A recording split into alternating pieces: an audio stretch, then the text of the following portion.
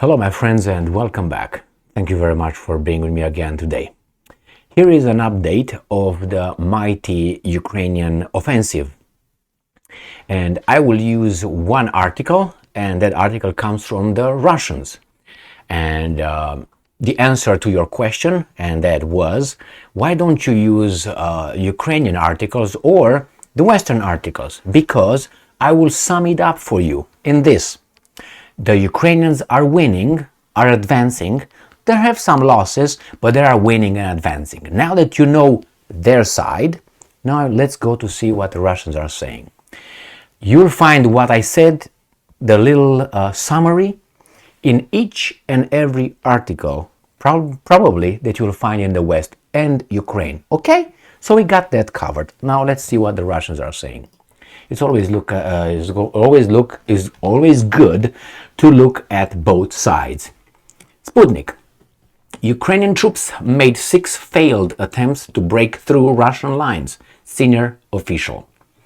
So this article obviously comes from Sputnik, as I said, 4 hours ago, June 9th, 2023. The Ukrainian forces have attempted 6 times to break through the Russian defense lines over the past 24 hours and failed. Vladimir Rogov, a senior official of the Zaporozhye regional administration, said on Friday. Earlier in the day, Putin said that the Ukrainian offensive in the special military operations zone had started as Kiev was using its strategic reserves. He emphasized Ukrainian forces had failed to reach their goals in all of the combat sectors. This according to Putin. And I'm quoting Putin, right? No, Rogov, I'm sorry. Over the past 24 hours, the Ukrainian armed forces have made 6 attempts to break through the front line and into our defense positions. 4 attacks have been repelled near the Vremevka salient and 2 south of the city of Orekov. End quote, Rogov said. He added that the enemy failed to achieve significant success. So they achieved some success. If they significant, that means there is some. And was thrown back with heavy personnel and material losses. And I'm quoting, our army has actively engaged artillery and aircraft to strike against the enemy and its reserves, end quote, Rogov said. The Ukrainian government has been planning a major, and I'm quoting, counteroffensive against Russia for several months. Ukrainian and Western military experts have repeatedly named the Zaporozhye region as one of Kiev's main targets, as it would open the access to the Azov Sea and cut off the land corridor to Crimea. Russia has considered the Zaporozhye region to be part of its territory since September 30th, 2022.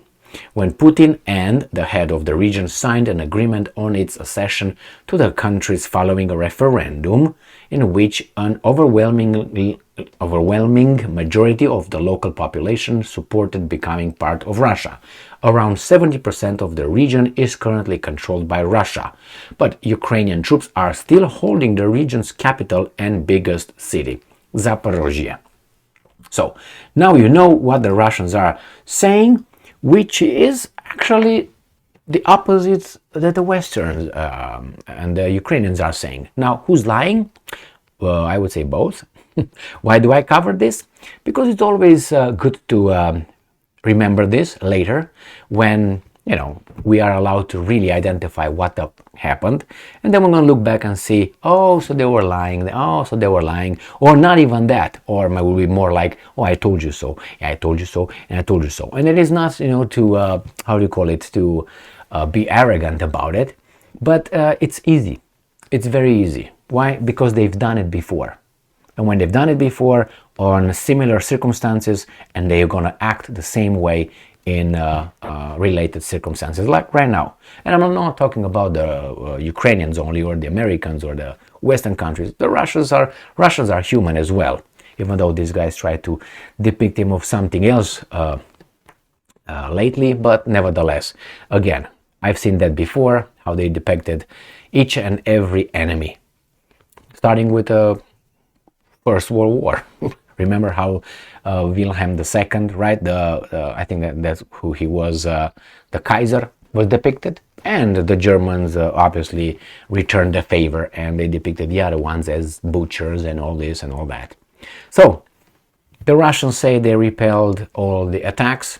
The other ones, I tell you, they advanced. I read some articles and titles coming from Ukraine saying that they advanced on some parts about 1,200 meters. That's 1 kilometer, 1.2 kilometers, let's say. So that's almost 1 mile. Maybe, maybe not. As I said, we're going to find out now. Usually in a counteroffensive, I mean, it's the element of surprise, or you try to break the front somewhere, or it seems like these guys are trying to push the whole front back and probably see where it's breaking. I don't know. I don't know enough about the strategy of both sides, and we're going to find out later. I'm pretty sure big books and lectures will be held regarding this. So this is it. We'll find out, as I said, in time.